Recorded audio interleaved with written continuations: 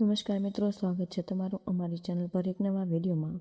મિત્રો, પતિ પત્નીએ રાત્રે કેટલા સમય સુધી સંબંધ બાંધવો જોઈએ? કયા દિવસે પતિ પત્નીએ ભૂલથી પણ સંબંધ ન બાંધવો, નહીંતર આખો પરિવાર બરબાદ થઈ જશે. મિત્રો, ભયંકર ગરીબી અને દરિદ્રતા આવી જશે. શું તમે જાણો છો કે પતિ પત્ની રાત્રે કેટલા સમય સુધી સંબંધ બાંધવો જોઈએ? કયા દિવસે પતિ પત્નીએ ભૂલથી પણ સાથે ન રહેવું, નહીંતર ઘર બરબાદ થઈ જાય. કેમ કે કેટલાક જોડા તો એવા હોય છે કે સાંજ પડતાની સાથે જ રોમેન્સની મૂડમાં આવી જાય છે. તો મિત્રો, કેટલાક રાતની ખાસ ક્ષણોમાં પોતાના સમયનો આનંદ લેતા હોય, વળી કેટલાક સવારની તાજગીમાં પોતાના રિલેશનને વધુ મજબૂત બનાવે છે.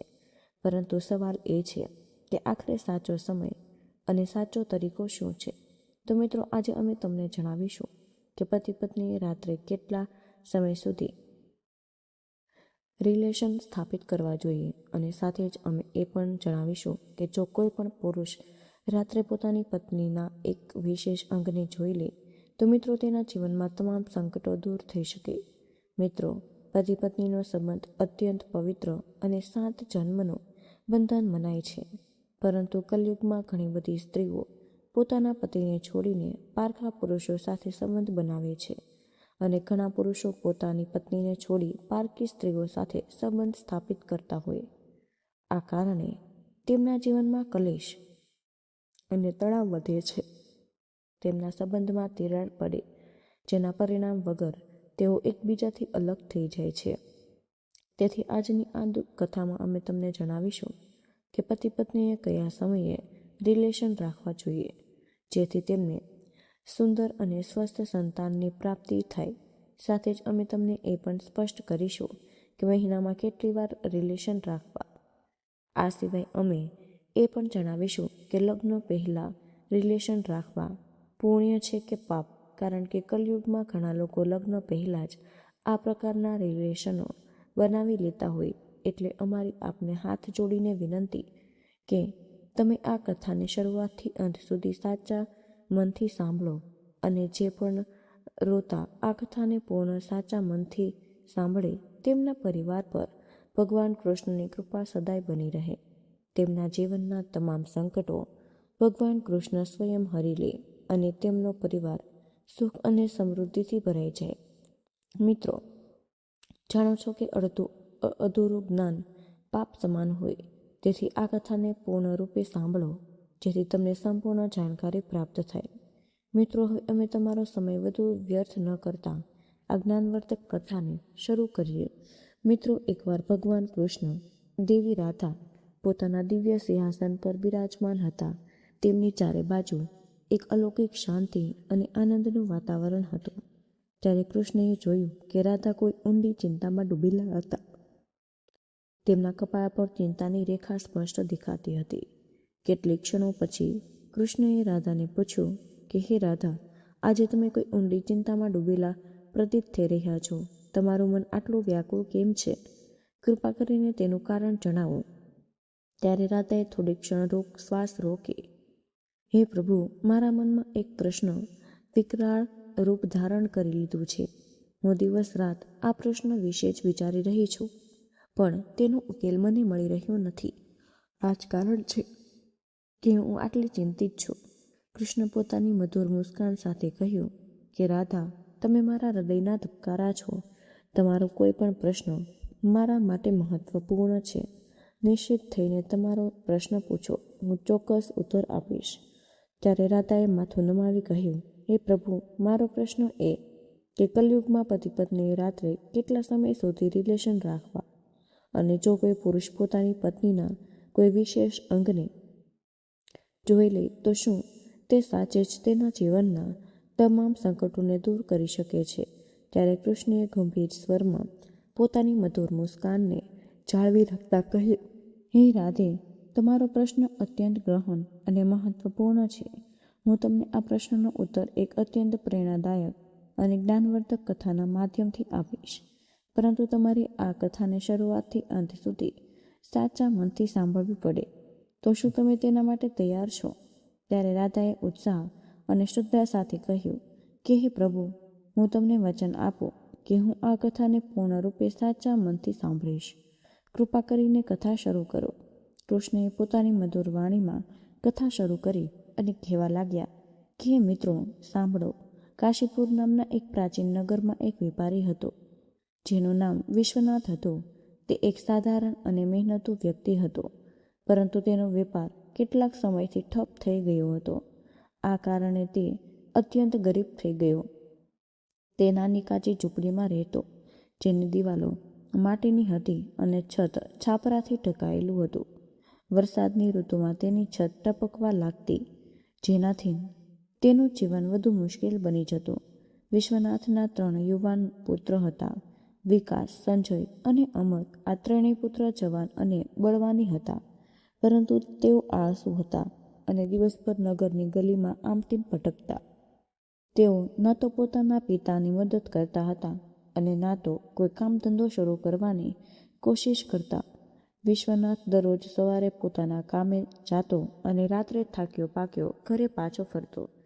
તેની પત્નીનું અવસાન ત્યારે થઈ ગયું જ્યારે તેના પુત્રો ખૂબ નાના હતા. તેથી તેને ઘરે પાછા ફર્યા પછી ભોજન સ્વયં બનાવવું પડ્યું. તે દિવસ રાત મહેનત કરતો, પણ તેની મહેનતનું ફળ તેને મળતું ન હતું. તે હંમેશા ચિંતિત રહેતો કે તેના પરિવારનું ભવિષ્ય શું હોય. આમ જ દિવસો વીતી ગયા.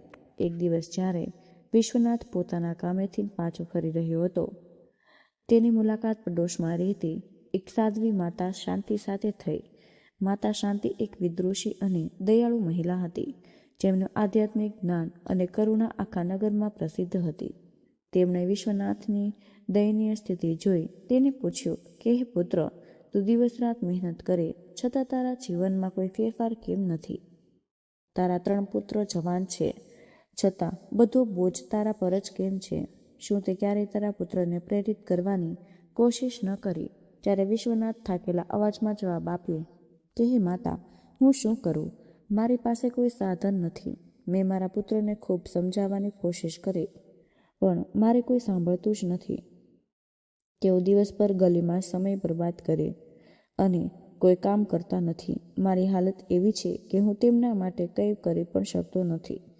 જ્યારે માતા શાંતિથી ગંભીર સ્વરમાં કહ્યું કે હે પુત્ર, તારી પાસે 3 પુત્ર છે. ઓછામાં ઓછા તારા મોટા પુત્રના લગ્ન કરાવ અને એક વહુના આવવાથી ઘરમાં ખુશીઓ પાછી આવી શકે. તે ઘરને સંભાળી શકે અને તારા પુત્રોને પણ સાચી દિશા બતાવી શકે. વિશ્વનાથ ધારેમાંથી કહ્યું કે માતા, મારા મોટા પુત્ર વિકાસના લગ્ન તો પહેલાં થઈ ચૂક્યા. તેની પત્નીનું નામ મધુરા છે, પણ તે ક્યારેય સાસરે આવી જ નથી. અમારી પાસે તેને લાવવા માટેનું ધન કે ન વસ્ત્ર અને ન તો કોઈ સાધન. તેના સાસરી પક્ષના લોકો મારી ગરીબીની મજાક ઉડાવે છે. હું તેને કેવી રીતે લાવું? ત્યારે માતા શાંતિએ થોડીવાર વિચાર્યું અને પછી હસતા હસતા કહ્યું કે હે પુત્ર, ચિંતા ન કર, હું તારી મદદ કરીશ. કાલે સવારે તારા પુત્ર વિકાસને મારી પાસે મોકલી દેજે. હું તેને કેટલાક વસ્ત્રો અને જરૂરી સામાન આપીશ, જેનાથી તે પોતાની પત્નીને લાવી શકે. વિશ્વનાથની આંખોમાં આશાનું કિરણ જાગ્યું. તેણે કહ્યું, માતા, આપ તો ભગવાનનું રૂપ છો, પણ મારી કિસ્મતને બદલવી એટલી સરળ નથી. શું મધુરા આ ગરીબી ઘરમાં રહી શકશે? અમારી ઝૂંપડીમાં ન તો સુખ સુવિધા છે, ના તો કોઈ વૈભવ. માતા શાંતિએ આત્મવિશ્વાસ સાથે જવાબ આપ્યો, હે પુત્ર, કિસ્મત મહેનત અને સમજદારીથી બદલાય છે. તો વિકાસને મારી પાસે મોકલી દે, બાકી હું સંભાળી લઈશ. એક સાચી અને સમજદાર વહુ તારા ઘરને સ્વર્ગ બનાવી શકે. અને પછી વિશ્વનાથે માથું હલાવ્યું અને માતા શાંતિને પ્રણામ કરી પોતાના ઘરે પાછો ફર્યો. તે રાત્રે તે વિચારતો કે શું વાસ્તવમાં તેનું ભાગ્ય બદલાઈ ગયું. તેની આંખો સામે એક નવી ઉમેદનું કિરણ જાગી ગયું હતું, પણ મનમાં સંદેહ પણ હતો. આગલી સવારે વિશ્વનાથે પોતાના મોટા પુત્ર વિકાસને બોલાવ્યો અને બધી વાત જણાવી.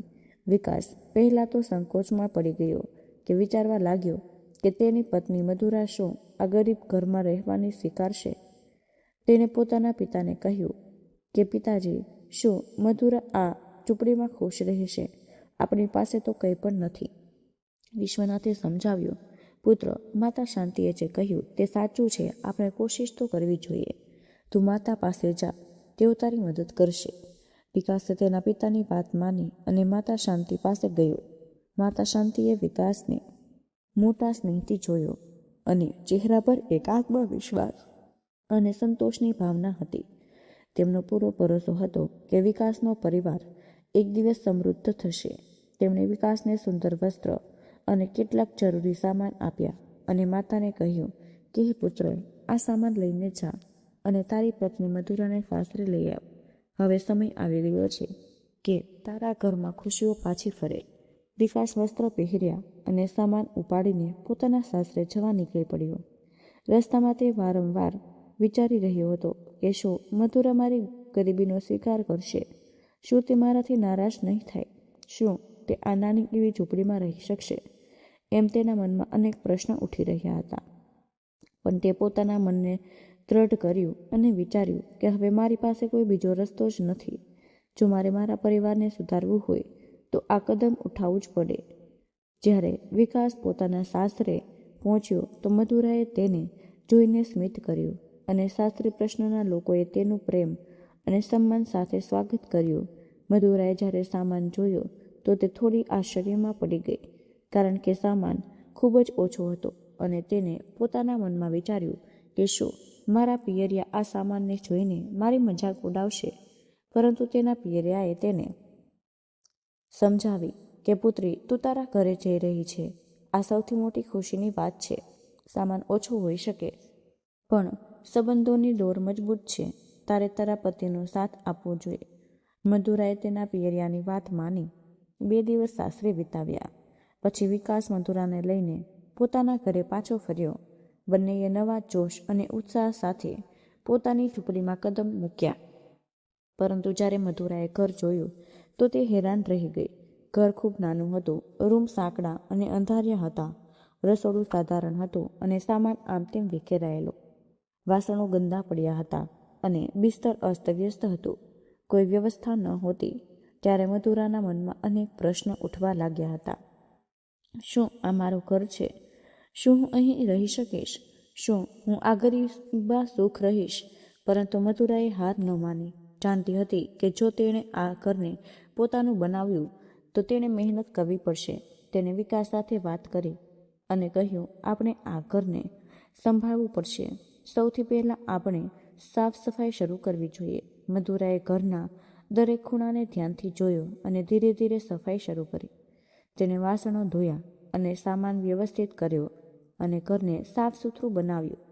તેને રસોડાને વ્યવસ્થિત કર્યું અને જૂના સામાનોને ઠીક કર્યા. જ્યારે વિકાસ તે દિવસે કામેથી પાછો ફર્યો તો તે ઘરની બદલાયેલી સ્થિતિ જોઈને તે આશ્ચર્યચકિત થઈ ગયો હતો. ઘર હવે પહેલાં જેવું જ ન હતું. દરેક ખૂણામાં એક નવી ઉર્જા હતી. મધુરાએ હસતા કહ્યું કે હવે આ ઘર થોડું આપણા જેવું લાગી રહ્યું છે. જે આપણે બધા મળીને થોડા થોડા ફેરફાર લાવીશું તો આ ઘર આપણને ખુશહાલ બનાવી દેશે. તે રાત્રે મધુરાએ આખા પરિવારને એક જગ્યાએ બોલાવ્યા અને તેણે વિશ્વનાથ, વિકાસ, સંજય અને અમરને કહ્યું કે જુઓ, આપણે બધા મળીને આ ઘરને સંભાળી શકીએ, પરંતુ જો આપણે તેને આમ જ છોડી દઈશું તો આજકાલ હંમેશા હાલ રહેશે. સુધારવા માટે મહેનત કરવી પડે. સૌથી પહેલાં ઘરની સફાઈ, પછી ઘરના કામ અને ત્યારબાદ કારોબાર પર ધ્યાન આપવું. વિશ્વનાથ, જે પહેલાં પોતાની ગરીબીને પોતાના દુઃખોનું કારણ માનતો હતો, મધુરાની વાત સાંભળીને પ્રભાવિત થયો અને તેણે કહ્યું કે પુત્રી, તું ઠીક કહે છે, પરંતુ આપણી પાસે કોઈ સંસાધન જ નથી. છતાં જો તારો વિશ્વાસ છે તો હું કોશિશ કરીશ. મધુરાએ હસતા હસતા કહ્યું, પિતાજી, આપણી પાસે સંસાધન નથી, પરંતુ આપણી મહેનત અને સમજદારીથી આપણે બધું બદલી શકીએ છીએ. સાચી મહેનત ક્યારેય બેકાર જતી જ નથી. એકાંતમાં શક્તિ હોય. એક લાકડીને કોઈ આસાનીથી તોડી દે છે. વિકાસે તેના ભાઈઓ સંજય અને અમરને બોલાવ્યા અને તેમને પોતાના કામોમાં મહેનત કરવા માટે પ્રેરિત કર્યા. મધુરાએ ઘરની સફાઈ અને પોતાની દિનચર્યા બનાવી લીધી. તેણે દરેક ખૂણાને ચમકાવ્યો, વાસણોને વ્યવસ્થિત કર્યા અને ઘરને એક નવું રૂપ આપ્યું. વિશ્વનાથે પોતાની નાની જમીન પર નવી ખેતી ઉગાડવાનું શરૂ કર્યું.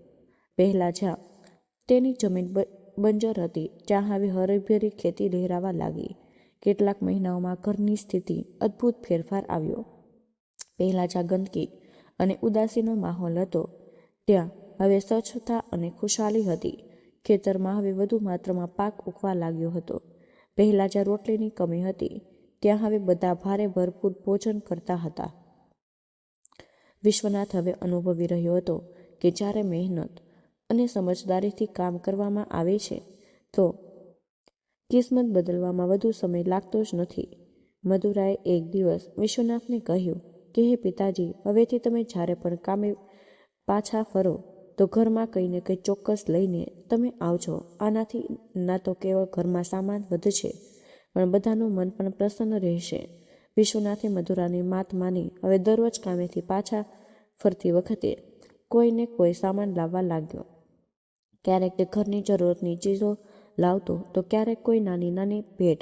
આનાથી ઘરમાં ચીજો વધવા લાગી અને બધાને સુકૂન અનુભવવા લાગ્યું. આમ જ દિવસો વીતી રહ્યા હતા. પરંતુ એક દિવસ એવું બન્યું કે વિશ્વનાથ કોઈ પણ સામાન લીધા વગર તે ઘરે પાછો ફર્યો. તે ફક્ત એક મરેલું જીવડું લાવ્યો અને તેને ઘરના એક ખૂણામાં મૂકી દીધું. મધુરાએ જ્યારે આ જોયું તો તે વિચારમાં પડી ગઈ અને તેણે પોતાના મનમાં વિચાર્યું કે આપ મરેલા જીવડાનું ઘરમાં શું? પિતાજી આજે કંઈ બીજું કેમ ન લાવ્યા? ત્યારે અચાનક જ આકાશમાં એક વિશાળ બાજ દેખાયો અને તેની તેજ નજર દૂર સુધી જોઈ રહી હતી. તેણે ઝૂંપડીમાં પડેલા મરેલા જીવડાને જોયું અને ઝપટો મારી તેને પોતાની ચાંચમાં પકડી લીધો. તે જીવડાને લઈને આકાશથી ઊંચાઈઓમાં ઉડવા લાગી, પરંતુ તેજ હવાના ઝોકાના કારણે તેની ચાંચમાંથી કંઈક લપસી ગયું હતું. એક સુંદર સોનાનો હાર જે હવામાં લહેરાતો સીધો વિશ્વનાથની ઝૂંપડીના આંગણામાં પડી ગયો.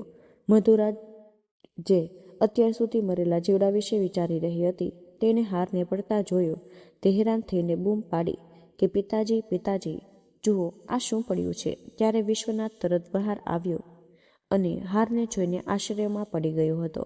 તેણે કહ્યું, પુત્રી, આ તો કોઈ કિંમતી ઘરેણું લાગે છે. જ્યારે તેમણે હારને નજીકથી જોયું તો જોયું કે સોનાનો બનેલો હતો અને તેના પર બારીક કારીગરાઈ હતી. હાર પર એક પ્રતીક બનેલું હતું કે જે રાજા જયસિંહના ખાનદાન સાથે સંબંધ પ્રતીત હતું. મધુરાએ ઉત્સાહમાં કહ્યું કે પિતાજી, આ હાર કોઈ સાધારણ હાર નથી લાગે. આ કોઈ રાજા ઘરાનાનો છે. કદાચ આ રાજા જયસિંહનો છે. વિશ્વનાથે ગંભીર સ્વરમાં કહ્યું કે પુત્રી, આ સાચે જ કિંમતી અને ખાસ છે, પરંતુ આપણી પાસે કેવી રીતે આવ્યો? આપણે આ હારને સુરક્ષિત રાખવો પડશે અને તેને સાચા હાથ સુધી પહોંચાડવો પડશે. ત્યારે મધુરાએ કહ્યું કે પિતાજી, આપણે આ હારને રાજા જયસિંહ સુધી પહોંચાડવો જોઈએ. કદાચ આ તેમના માટે કોઈ સંકેત છે. વિશ્વનાથે સહમતીમાં માથું હલાવ્યું અને એવું કહ્યું કે પુત્રી, તું ઠીક કહી રહી છે. જો હાર રાજાનો છે તો તેના પરત કરવો આપની ઇજ્જત અને આત્મસન્માનનો પ્રશ્ન હશે. આગલા દિવસે વિશ્વનાથ અને મધુરાએ ફેસલો કર્યો કે તેઓ આ હારને રાજા સુધી પહોંચાડશે, પરંતુ તેમણે પણ નક્કી કર્યું કે જ્યાં સુધી આ મામલો ઉકેલાઈ નથી જતો ત્યાં સુધી આપણે કોઈને પણ આ હાર વિશે કંઈ પણ જણાવવામાં નહીં આવે. તેમના મનમાં અનેક પ્રશ્નો ઉઠી રહ્યા હતા. આ હાર રાજા પાસે કેવી રીતે પહોંચાડવો? શું આ હારનું કોઈ ઊંડું રહસ્ય છે? શું આ તેમના માટે એક નવી શરૂઆતનો સંકેત છે? પછી મધુરાએ એક દિવસ વિશ્વનાથને કહ્યું કે પિતાજી, આપણે હવે હું તમને એક યોજના જણાવીશ કે જેનાથી આપણે આપની સ્થિતિ પૂરી રીતે બદલાઈ શકીએ છીએ. વિશ્વનાથે ઉત્સુકતાથી પૂછ્યું, પુત્રી, કઈ યોજના? ત્યારે મધુરાએ હસતા હસતા કહ્યું કે પિતાજી, તમારે સાધુનો વેશ ધારણ કરીને રાજા જયસિંહના મહેલ જવું પડશે. ત્યાં જઈને તમારે રાજા સાથે આ હાર વિશે વાત કરવી અને પૂરો વિશ્વાસ છે કે આ હાર તેમના ખાનદાનનો છે. વિશ્વનાથે હેરાનીથી કહ્યું કે પુત્રી, આ તો બહુ અનોખો વિચાર છે, પરંતુ શું આ સંભવ છે? શું રાજા મારી વાત સાંભળશે? તો મધુરાએ આત્મવિશ્વાસ સાથે જવાબ આપ્યો કે પિતાજી, જો આપણે સત્ય અને નિષ્ઠાથી વાત કરીશું તો રાજા આપણી વાત જરૂર સાંભળશે. આપણે બસ સાહસ અને ધૈર્ય સાથે આગળ વધવું. વિશ્વનાથે મધુરાની વાતોને ગંભીરતાથી લીધી. આગલા દિવસે તે સાધુનો વેશ ધારણ કરીને રાજા જયસિંહના મહેલ તરફ નીકળી પડ્યા અને રસ્તામાં તે વિચારી રહ્યા હતા કે શું આ યોજના સફળ થશે, શું રાજા મારી વાત માનશે. એમ તેને થોડી ગભરામણ હતી, પણ તેણે પોતાના મનમાં એ નક્કી કરી લીધું હતું કે સત્ય અને ધૈર્ય સાથે પોતાનું કામ કરશે. જ્યારે તે મહેલ પહોંચ્યા તો રાજા જયસિંહ તેને જોતા જ પૂછ્યું, તમે કોણ છો અને અહીં કેમ આવ્યા? તો વિશ્વનાથે નમ્રતા અને જવાબ આપ્યો, મહારાજ, હું એક સાધુ છું અને તમારી ચિંતાનું સમાધાન લઈને આવ્યો છું. રાજાએ આશ્ચર્યથી પૂછ્યું કે તને કેવી રીતે ખબર કે મને કઈ વાતનું ચિંતા છે? ત્યારે વિશ્વનાથે વગર અટકાએ કહ્યું કે મહારાજ, મેં મારી દિવ્ય દ્રષ્ટિએ જોયું કે તમારા મહેલનો ગુમ થયેલો હાર ક્યાં છે. તો રાજાએ ઉત્સુકતાથી પૂછ્યું, તને સાચે જ ખબર છે? તો તરત જણાવ, તે ક્યાં છે? તો વિશ્વનાથે કહ્યું કે મહારાજ, તે હાર તમારા મહેલની પાછળ છુપાયેલો છે. એક બાજુ તેને લઈ ગયો હતો બાજ. હવે ત્યાં પડેલો, પરંતુ તમારે તેને મેળવવા માટે એક ઉપાય અપનાવવો પડે. ત્યારે રાજાએ ઉત્સાહમાં પૂછ્યું કે કયો ઉપાય? તો વિશ્વનાથે કહ્યું કે હે મહારાજ, તમારે મહેલની પાછળ તૈનાત સિપાહીઓને હટાવી દેવા પડશે. જો તમે એવું કરશો તો કાલે તે હાર તમને મળી જશે. રાજા જયસિંહે થોડીવાર વિચાર્યું અને કહ્યું, ઠીક છે, જો તું સાચું કહી રહ્યો હોય તો હું એવું જ કરીશ. તેમણે તરત જ પોતાના સિપાહીઓને મહેલની પાછળથી હટાવી દીધા હતા. આગલા દિવસે રાજા અને વિશ્વનાથ મહેલની પાછળ ગયા અને ત્યાં તેમણે જોયું કે હાર સાચે જ પડેલો હતો. રાજા અત્યંત પ્રસન્ન થયા અને વિશ્વનાથને કહ્યું કે હે સાધુ, તે મારું મોટું નુકસાન બચાવી લીધું. હવે જે તું માંગે તે હું તને આપીશ. વિશ્વનાથે શાંત ભાવે કહ્યું કે મહારાજ, મારે કંઈ જોઈતું નથી, પરંતુ હું તમને એક સલાહ આપવા માંગુ છું. રાજાએ પૂછ્યું, કઈ સલાહ? વિશ્વનાથે કહ્યું કે મહારાજ, આ વર્ષે ધનતેરસના દિવસે સિવાય મારા ઘરના આખા રાજ્યમાં કોઈના ઘરે દીવો પ્રગટવો જોઈએ નહીં. તો રાજા ચોંકીને કહ્યું કે આ તો બહુ વિચિત્ર વાત છે. શું તું મજાક કરી રહ્યો છે? તો વિશ્વનાથે ગંભીર સ્વરમાં કહ્યું કે મહારાજ, આ બહુ જરૂરી છે. જો તમે આ વચન પૂરું નહીં કરો તો તમારા રાજ્યમાં કોઈ મોટું સંકટ નહીં આવે. રાજાએ થોડીવાર વિચાર્યું અને કહ્યું, ઠીક છે સાધુ મહારાજ, હું તારી વાત માનીશ. તેમણે આખા રાજ્યમાં તો ઘોષણા કરાવી દીધી અને ધનતેરસના દિવસે સિવાય વિશ્વનાથના ઘરના કોઈના ઘરમાં દીવો પ્રગટવા જ નહીં આવે. જ્યારે ધનતેરસની રાત આવી તો આખું રાજ્ય અંધારામાં ડૂબી ગયું અને કોઈ પણ ઘરમાં દીવો પ્રગટો જ ન હતો. લક્ષ્મી માતા, જે ધન અને સમૃદ્ધિના દેવી છે, તે રાજ્ય તરફ જોઈ રહ્યા. જ્યારે તેમણે જોયું કે આખા રાજ્યમાં ઘોર અંધકાર છે તો તેઓ પાછા ફરવા માટે લાગ્યા. ત્યારે તેમના વાહન ઘુવડની નજર વિશ્વનાથના ઘર પર પડી, જ્યાં એક દીવો પ્રગટી રહ્યો હતો. ઘુવડે લક્ષ્મી માતાને કહ્યું કે હે માં, જુઓ, તે ઘરમાં એક દીવો પ્રગટી રહ્યો છે. લક્ષ્મી માતાએ જ્યારે જોયું તો આખા રાજ્યમાં ફક્ત વિશ્વનાથના ઘરમાં જ દીવો પ્રગટી રહ્યો છે. તો તેઓ ત્યાં જ થોભી ગયા અને તેમણે વિશ્વનાથના ઘરને આશીર્વાદ આપ્યા અને તેને સમૃદ્ધિથી ભરી દીધું. આગલા દિવસે જ્યારે વિશ્વનાથ અને તેનો પરિવાર જાગ્યો તો તેઓ આશ્ચર્યચકિત રહી ગયા હતા. તેમની નાની ઝૂંપડી એક ભવ્ય મહેલમાં બદલાઈ ગઈ હતી અને દરેક વસ્તુ ચમકી રહી હતી. ઘરમાં નવા નવા સામાન હતા. ચારે બાજુ સમૃદ્ધિનો આલમ હતો અને વિશ્વનાથે મધુરાને કહ્યું કે હે પુત્રી, આ બધું તારી સમજદારીનું પરિણામ છે. સાચી દિશામાં કાર્ય કર્યું તેથી આપણું ભાગ્ય બદલાઈ ગયું. મધુરાએ હસતા કહ્યું કે પિતાજી, હવે તમે રાજા જયજી પાસે જાઓ અને તેમને બધી સત્યતા તમે જણાવી દો કે આ બધું અમે વિચારી સમજીને કર્યું હતું. ત્યારે વિશ્વનાથે વિચાર્યું કે પુત્રી બિલકુલ સાચું કહી રહી છે. મારે રાજા પાસે જઈને સત્યતા જણાવવી જોઈએ. અને રાજા જયસિંહ પાસે ગયો અને તેમને બધી વાત જણાવી. તો રાજાએ વિશ્વનાથની પ્રશંસા કરી અને કહ્યું કે મારા રાજ્યને સંકટમાંથી બચાવ્યું. તેમણે વિશ્વનાથને ઘણું બધું ધન અને આશીર્વાદ આપ્યા. ત્યારબાદ વિશ્વનાથ અને તેનો પરિવાર સુખ અને સમૃદ્ધિ સાથે રહેવા લાગ્યો. તેમની ઝૂંપડી હવે એક ભવ્ય મહેલ હતી અને તેમના જીવનમાં કોઈ કમી જ ન હતી. મધુરાની સમજદારી અને મહેનતને તેમના પરિવારને નવું જીવન આપ્યું. આમ કૃષ્ણએ રાધાને કહ્યું કે રાધા, હવે હું તમારા પ્રશ્નનો ઉત્તર આપું.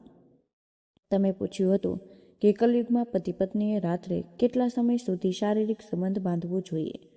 તો સાંભળો, આ બાબતો પર નિર્ભર કરે છે કે એક શારીરિક સંબંધનો સમય આ વાત પર નિર્ભર કરે કે પતિ પત્ની શારીરિક અને માનસિક રીતે કેટલા સ્વસ્થ અને તાજગીથી ભરેલા છે. જો બંને સ્વસ્થ અને ઉર્જાવાન છે તો સંબંધની અવધિ લાંબી હોઈ શકે, પરંતુ જો કોઈ એક થાકેલું કે તણાવગ્રસ્ત છે તો અવધિ ઓછી હોઈ શકે. આ પૂરી રીતે તેમને તે સમયની સ્થિતિ પર નિર્ભર કરે કે બે શારીરિક સંબંધનો ઉદ્દેશ્ય કેવળ શારીરિક સંતુષ્ટિ નથી, પરંતુ આ એક ભાવનાત્મક જોડાણ પણ છે. જ્યારે પતિ પત્ની ઊંડા પ્રેમ અને સમજણ સાથે જોડાયેલા હોય તો તેમનો અનુભવ વધુ સંતોષજનક અને લાંબો હોઈ શકે છે. ક્યારેક ઓછા સમયમાં પણ જો બંને ભાવનાત્મક રીતે સંતુષ્ટ હોય છે તો તે પર્યાપ્ત હોય. એટલા માટે ભાવનાત્મક જોડાણ અને પરસ્પર સમજણ આ બાબતમાં મહત્વપૂર્ણ ભૂમિકા ભજવે છે. અને 3, શારીરિક સંબંધની અવધિ એટલી જ મહત્વપૂર્ણ છે જેટલી તેની ગુણવત્તા. દરેક વ્યક્તિની શારીરિક અને માનસિક જરૂરિયાતનો અલગ અલગ હોય છે. કેટલાક જોડા લાંબા સમય સુધી સંબંધમાં રહે છે, ક્યારેક કેટલાકનો અનુભવ કેટલીક જ મિનિટોમાં પૂર્ણ થઈ જાય છે. તેથી સમયની કોઈ નિશ્ચિત સીમા હોઈ શકે નહીં અને સંતુષ્ટિ જ મુખ્ય છે. 4, શારીરિક સંબંધ ફક્ત શારીરિક સંતુષ્ટિ માટે નથી. આ એકબીજા સાથે જોડાવા, પ્રેમ વધારવા અને પરસ્પર સમજણને ઊંડી કરવાનો એક રસ્તો છે. તેથી આ જરૂરી છે કે બંને પાર્ટનર આ ક્રિયાના માધ્યમથી એકબીજા સાથે ભાવનાત્મક રીતે જોડાયેલા. નિષ્ણાતોના મતે શારીરિક અને માનસિક સ્વાસ્થ્ય માટે સપ્તાહમાં ઓછામાં ઓછી 2 વાર શારીરિક સંબંધ જરૂર બાંધવો જોઈએ. આ ન તો કેવળ સ્વાસ્થ્ય માટે લાભકારી છે. તો મિત્રો, આ તમામ જાણકારી જનરુચિને ધ્યાનમાં રાખીને આપવામાં આવી રહી છે. તો વાસ્તુશાસ્ત્રના ઉપાયોને પોતાની આસ્થા અને વિશ્વાસ પર અજમાવો. તો મિત્રો, આજનો આ વિડીયો અમે અહીં જ પૂર્ણ કરી રહ્યા છીએ. અને આજની આ માહિતી જો પસંદ આવી હોય તો વિડીયોને લાઈક અને તમારા મિત્રો સાથે શેર જરૂર કરજો. ચેનલ પર પહેલીવાર આવ્યા હોય તો ચેનલને સબસ્ક્રાઈબ કરવાનું બિલકુલ ભૂલશો નહીં. કમેન્ટમાં જય માં લક્ષ્મી જરૂરથી લખી દેજો. જય શ્રી કૃષ્ણ. રાધે રાધે. ધન્યવાદ.